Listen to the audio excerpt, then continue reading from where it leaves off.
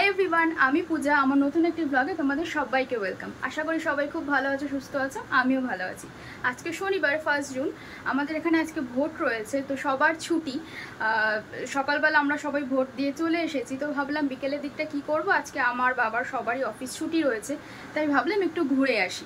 তো চলো কোথায় যাচ্ছি সেটা তোমাদের পুরোটা দেখাচ্ছি। আশা করি তোমাদের পুরো ব্লগটা খুব ভালো লাগবে, তাই সঙ্গে থেকো।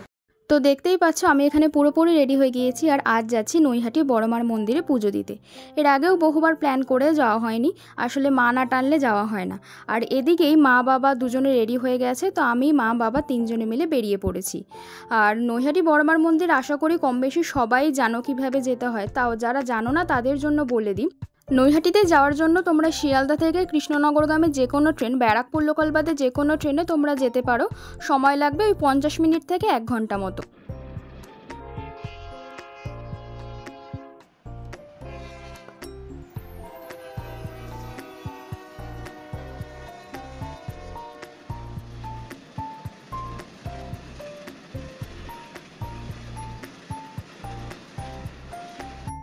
নৈহাটিতে নামার পরে এই যে 3 নম্বরের দিক থেকে যে ওভারব্রিজটা দেখতে পাচ্ছ, ওভারব্রিজ ক্রস করে 1 নম্বরের দিকে এসে 1 নম্বর প্ল্যাটফর্মে টিকিট কাউন্টারের মধ্য দিয়ে হেঁটে ওই পায়ে হেঁটে 5 থেকে 6 মিনিট মতন সময় লাগবে। এছাড়া তোমরা টোটোতেও যেতে পারো, টোটোতে ভাড়া নেবে মাথা পিছু 10 টাকা।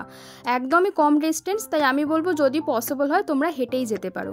আর টোটো থেকে নামার পরেই দেখতে পাবে রাস্তার দুধারে মন্দিরের সামনে প্রচুর দোকান রয়েছে, যেখান থেকে তোমরা মায়ের মিষ্টি, ফুল এরকম তোমরা নিতে পারো। এছাড়া তোমরা ডালা হিসেবেও নিতে পারো, 51 টাকা, 101 টাকা। আমরা এই দোকানটা থেকে নিয়েছিলাম। আর এই পাশে যে গেটটা দেখতে পাচ্ছ, এই গেটটাই হচ্ছে গিয়ে মায়ের মন্দিরের এন্ট্রি গেট। আমরা যখন গিয়েছিলাম তখন একদমই ফাঁকা ছিল, তাই কোনো অসুবিধাই হয়নি পুজো দিতে, খুব তাড়াতাড়ি পুজো দিতে পেরেছিলাম।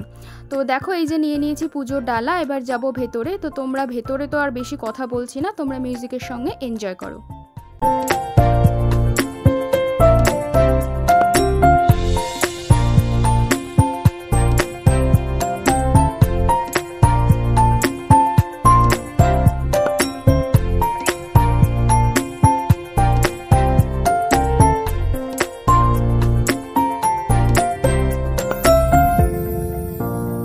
এইদিকে এই বোর্ডের মধ্যে দেখো কখন মন্দির খোলা হয়, কতক্ষণ খোলা থাকে, সমস্ত ডিটেলস রয়েছে। তোমরা চাইলে এটা পজ করে দেখে নিতে পারো। আর আরেকটা জিনিস খুব ভালো লাগলো, এখানে যদি শারীরিকভাবে নাও তোমরা উপস্থিত থাকতে পারো, অনলাইনের মাধ্যমে প্রণামী দিয়ে নামগোত্র দিয়েও কিন্তু এখানে পুজো দেওয়া যায়। এই জিনিসটা বেশ ভালো লাগলো। এছাড়াও প্রত্যেক অমাবস্যায় মায়ের মন্দিরে যে পুজো হয় সেটাও কিন্তু অনলাইনে লাইভের মাধ্যমেও দেখানো হয়। তো তারপরে আমরা গিয়েছিলাম গঙ্গার ঘাটের দিকে। আর যাওয়ার পথে এই দোকানগুলোতে বেশ অনেক ফটো ফ্রেম বিক্রি হচ্ছিল। মন্দির থেকে গঙ্গার ঘাটের দূরত্ব পায়ে হেঁটে 3 থেকে 4 মিনিট। মন্দিরের পজিশনটা খুবই ভালো। ওপার থেকে মানে গঙ্গার ওপার থেকে যারা আসবে তারাও খুব সহজেই পৌঁছে যেতে পারবে। ফেরিঘাট আর স্টেশনের একদম মাঝামাঝি রয়েছে এই মন্দিরটা। আর এখানে যারা ভাবছো যে 4 হুইলার নিয়ে আসবে, প্রাইভেট কার নিয়ে আসবে, তারাও কিন্তু এই গঙ্গার ঘাটেই তোমরা পার্কিং করতে পারো। আমার মনে হয় এটা ফ্রি অফ কস্টেই। আর এই যে রাস্তাটা দেখতে পাচ্ছ, এই রাস্তাটাই হচ্ছে গিয়ে মন্দিরের দিকে যাওয়ার।